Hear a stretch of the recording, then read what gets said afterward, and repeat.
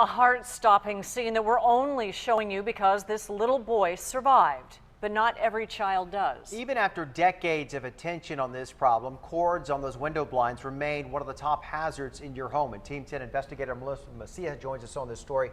This has got to come as a surprise to a lot of families out there. Yeah, and believe it or not, Steve, statistics reveal one child every month is strangled by them. This is what we're talking about right here. These cords on your blinds that you see. Now, we've been working with ABC affiliates all across the country to expose a deadly delay by industry to enact mandatory changes.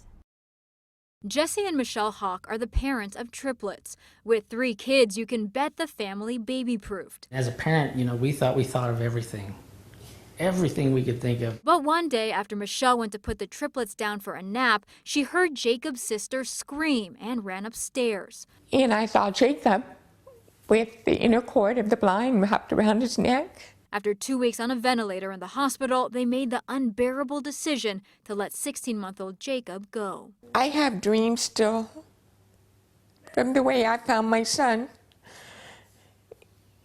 And I should never have found him that way. I did what the blinds told me to, which was to wrap up the tie cord out of his reach. Michelle believes Jacob was able to stand up on his crib and get his little finger around the inner cord. You can see when you pull it, it forms a loop big enough to choke a child. Parents are not to blame for this hidden hazard. Consumer Product Safety Commission Chairman Elliot Kay and parents like the Hawks have pushed for tougher standards. He says the decision lies in the hands of the WCMA, or the Window Covering Manufacturers Association. It oversees this industry. I don't know what the issue is, other than greed. Kay says warnings on the boxes just don't cut it.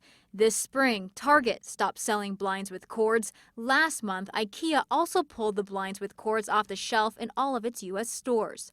Other large retailers like Home Depot, Lowe's, and Walmart say they're working to eliminate blinds with cords by the end of 2018. Retailers told ABC News they trained their employees on what to tell customers regarding cord safety. Team 10 tested that out. We went to Walmart in Oak Park. We're looking for blinds for our son's room. The only blinds this store sold were corded ones. So would this be good to put in a little kid's room? He said yes, as long as we shorten up the cord or make a knot. We also went to Home Depot off Market Street.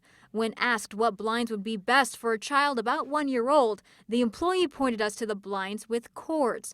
We asked a few different times. So for a little kid's room, you'd suggest maybe something like this. Then finally, after a few minutes, These okay with kids to have these?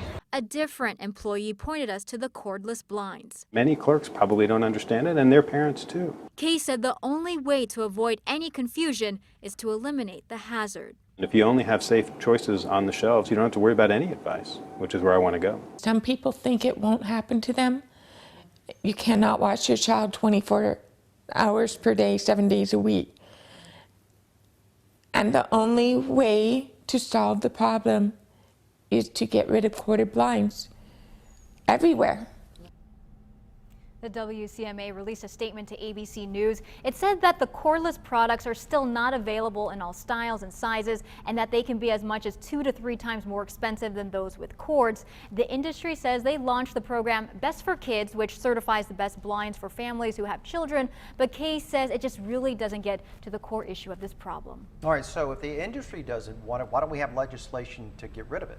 So the Consumer Product Safety Commission actually has the authority, the power to eliminate blinds with cords, but the process is very slow, and the only real fast solution is for the industry to take that initiative to remove those dangerous blinds from the shelves. So an ongoing process, and we'll just have to wait and see. One way or the other, we need it. Yeah, in the meantime, parents just shouldn't buy the ones with the cords. All right. What Team 10 uncovered is only part of the story. Tomorrow on Good Morning America, what happened when ABC News chief investigative correspondent Brian Ross confronted the window blind industry about its failure to take action. You will only see it on GMA. It's right after 10 News this morning.